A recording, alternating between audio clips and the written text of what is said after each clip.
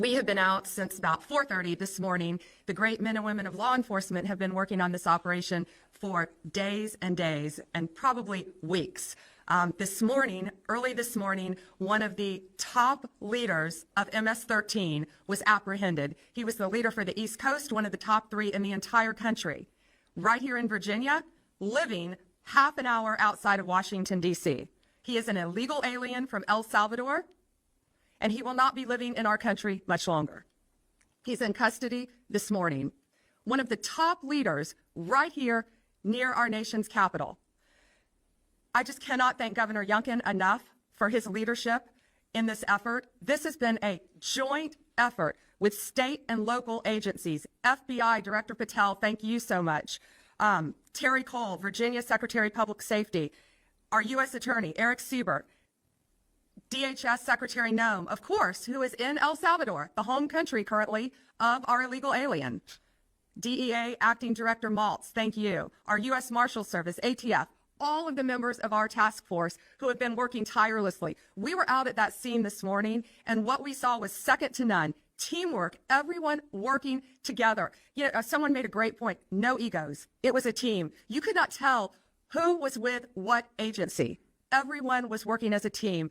And the most important thing, all of our agents were safe this morning, all of our law enforcement officers, and the bad guy is in jail. That's what matters. That's what happened. America is safer today because of one of the top domestic terrorists in MS-13. He is off the streets.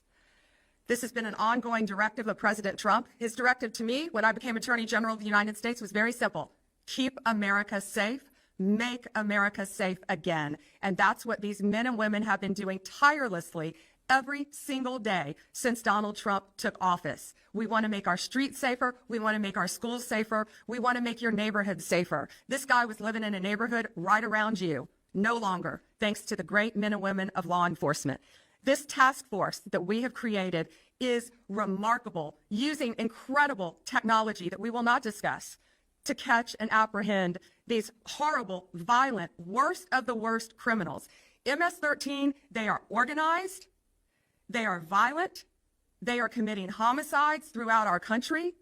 They are one of the most dangerous gangs in our country, and we are going to fight until they are completely dismantled. What I want to do, I want to have other governors, other law enforcement officers come here to Virginia and see this amazing task force, Governor, that is led by our agencies and Governor Youngkin. And what's happening here in Virginia? Arrests have increased 468% from the same period last year. We didn't need new laws, as President Trump always said. We needed a new president. And we have great leadership standing behind him to fight to keep America safe and make America safe again. We will keep your community safe, and we will continue to do that. It is my honor to introduce to you your Governor, Glenn Youngkin. Thank you so much. Thank you, and welcome to Virginia. What this task force over the course of the last 4 weeks represents is the model of federal resources, stately resources, and local resources coming together in order to eradicate the drug and terrorist networks that exist. And I use the word terrorist because the illegal drug gangs, MS-13, Tren de Aragua, they are international terrorist organizations. And they are resident right here. They're resident across the country. And it requires this kind of task force, this collaboration of Virginia resources, our great Virginia State Police led by Colonel Hanley, our Department of Corrections led by Judge Chad Dotson, along with our leadership at the administration level led by Secretary Terry Cole and our Attorney General Jason Miyares, to come together with tremendous resources from the federal government. And systematically over the last 4 weeks, we have gone to work untangling, gone to work putting together the cases and arresting these horrific criminals, these criminals that live in our neighborhoods. The arrest this morning was in Dale City, in Prince William County, right here in Northern Virginia, one of the best areas in America. And it was one of the top leaders of MS-13 living here, an illegal immigrant, and that illegal immigrant's going to go back to where he came from. But most importantly, it's this effort that has been enabled by the Trump administration. President Trump said, get the bad guys. I've been working on this literally for the first 3 years of our administration with little to no help from the senior leadership in the federal government and the Biden administration. On day one, we went to work signing a 287G memorandum. It took us 20 hours to get it done. I was able to deputize our state police and our Department of Correction members to go to work in this task force. I want to thank General Bondi. From the second she assumed her position, she was here with us. I want to thank Director Patel. From the second he assumed his position, he was here with us. Resources, capabilities. But I most importantly want to thank the men and women who every day put their lives on the line. These folks go to work with a bulletproof vest on, and they so rarely have anyone say thank you. And today, they deserve a huge thank you, but they deserve a thank you every single day. Over the last 4 weeks, 340 horrific criminals have been arrested here in Northern Virginia. And that allows me to make one last comment. Local jurisdictions that claim sanctuary city status are absolutely unacceptable. Look who's in your community. Look who's living around the corner from citizens that are going to work, trying to build their lives in a place that's the best place in America to live and work and raise a family. And yet we have one of the top 3 operatives from the most dangerous gang in America and the world living around the corner, and you, sanctuary cities, want to give refuge to them. Listen, it's time for us to recognize that Virginia is not a sanctuary state. We are working to get the bad guys out of here. And if you are a local jurisdiction and not helping us and not cooperating with us, you are working against the safety of all of those men and women that call your jurisdiction home. This task force is a sustainable effort, not a one and done. And that is the most impactful part of it. We get to continue to work together to, yes, General Bondi, make America safe again and make Virginia the safest state in America. I just want to thank everyone for their tremendous efforts. And now I want to hand it over to the U.S. Attorney of Virginia's Eastern District, Eric Siebert. Thank you, Governor. On March 3rd, we officially launched the operations as part of this Homeland Security Task Force. And this is the first of its kind in the nation. It's interagency, which makes it unique. And it combines federal, state, and local resources to identify and arrest the most violent gang offenders in the Eastern District of Virginia. So working with our partners of all 4 divisions in the Eastern District of Virginia, we have created an intelligence-based model. And that's the focus, is intelligence-based, that drives this moving forward. So we can focus our attention on the transnational organized groups, such as MS-13, that have long plagued our communities. So in less than a month, we have identified 575 targets. We've arrested 342 of those targets, many of them with illegal status. And of the 342 arrested, we've identified 81 individuals with gang or transnational crime affiliation.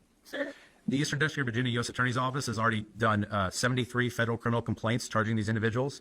And between federal and state partners, we've obtained and executed 39 search warrants. We're already hearing in the community that our efforts are having a deterrent effect on these gangs. And so moving forward with the information that we've obtained from our arrests and search warrants, we plan to use the task force model to continue to identify these bad actors and prioritize the rest of the most violent transnational criminals. I want to thank Attorney General Bondi, Governor Youngkin, FBI Director Patel, DA Administrator Waltz, and Secretary Cole for your trust on this and support of this Virginia task force. And I also want to thank the hard work of the agents and the special agents of Virginia State Police and the federal agents, and also the AUSAs. My prosecutors have been working around the clock to support this task force. And despite the tremendous success of this task force, I want the public to know this is just the beginning of our efforts. We have a sense of urgency on this, and we do not plan on stopping until every one of these violent gang members is off the streets. And to the criminals, I just have to say, we're coming. So at this time, I'd like to turn this over to FBI Director Patel. Okay. This is what happens when you let good cops be cops. And we're going to continue to let good cops be cops across this country. President Trump gave us the executive decision to go after and safeguard our communities. General Bondi is our warrior of justice leading that charge. Governor Youngkin, it's an honor to be a partner in this operation with you and U.S. Attorney Siebert. This is a mandate we have. Right now we have an American dying every 7 minutes from a drug overdose. That is a national security crisis we have not seen ever before. We have a woman or child being raped every 6.5 minutes in this country. We have a homicide twice an hour. No part of that metric is a safe and secure America. But thanks to the brave leadership of this administration and the folks that you see here, we are returning our communities to safety. As you heard, we took down this morning a top leader of MS-13. That is not done easily. That is done with brilliant law enforcement. And right here, I'm proud, and I think the governor knows I'm biased, having graduated from the University of Richmond, to have this here in the state of Virginia, here in our Northern Virginia resident agency, with our partnership with our Washington field office and our special agents, our SOS folks, our intel analysts, and our support staff.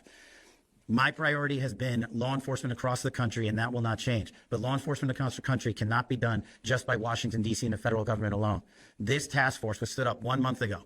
In 1 month, the brave men and women on this task force from state, local, and federal authorities have arrested 342 criminals in the state of Virginia alone. We wanted this to be a successful model. It is a successful model because of you, because of your men and women on the streets. We have the easy job in Washington, D.C. You take it to the max every single day. You put your safety on the line. You put your selfless desires ahead of going home and seeing your families at night because you care more about safeguarding our schools and our community than you do your own safety. So we will always have the backs of good cops because you have the backs of the American people. And this task force is going to go everywhere it is needed across the United States to bring the form of justice and measured security and safety that our American citizens deserve. It is an America First model because we live in the United States of America. And if you are here illegally, you will not be here any longer. And if you are going to continue to commit acts of violent crime, you will meet the same fate that this individual did this morning. And I just want to reiterate what our partners said behind us. This is not possible without the folks that do the job every single day. And as director of the FBI, it is a privilege to lead some of these brave men and women. And the only ask that I have of you in the community is the next time you see a cop, thank them. The next time you see someone safeguarding our schools, shake their hand. The next time you see our brave men and women of the FBI and the local and federal state police take down a violent terrorist, maybe give them a hug. Because those guys, those gals are the ones that are going to continue to keep our city safe. And we will not stop until this national security crisis is recognized, brought into check, and eliminated. Thank you. Questions? Amber from Daily Caller. Thanks. Hey, Amber. Question is, how long was this individual living in the United States illegally and operating as a leader of MS-13? And then two, MS-13 has been accused of Virginia for several years now. How many members of that gang do you believe are currently operating in the state? Sorry. The bottom line is for far too long. And because of operational security, we won't get into too many of the details about this individual. But if you're here for a minute, a day, a month, or a year, you've been here far too long. And General Bondi has made it a priority at this FBI that we manhunt every single person committing an act of violent crime. And it should speak volumes that the leader for the entire East Coast was living right here in Virginia, right among us. Question? Did you want to add something? Governor wants to add something. Sorry. I just want to reiterate that, first of all, President Trump's executive order declaring the drug gangs and cartels international terrorists is critical underpinning to the work today. Second of all, the collaboration now it's available because we have a 287G memorandum in place is critical. And it allows us then to bring the intelligence together to go pursue and arrest someone like this. And I just want to reiterate again, this is new. And the capabilities that are being displayed right now are capabilities that are now available not just to Virginia, but to the rest of the country because of the administration's forward-leaning vision on how to use state and federal resources in collaboration in a way that has not been done. I have to say, Terry Cole has been leading our efforts in the Commonwealth brilliantly. But until we were able to bring in the federal resources in this way, bringing down somebody like this would not really have been possible. And Governor Youngkin and I, once again, are going to offer this to every governor in our country. Let's see who takes us up on this to keep their states safe.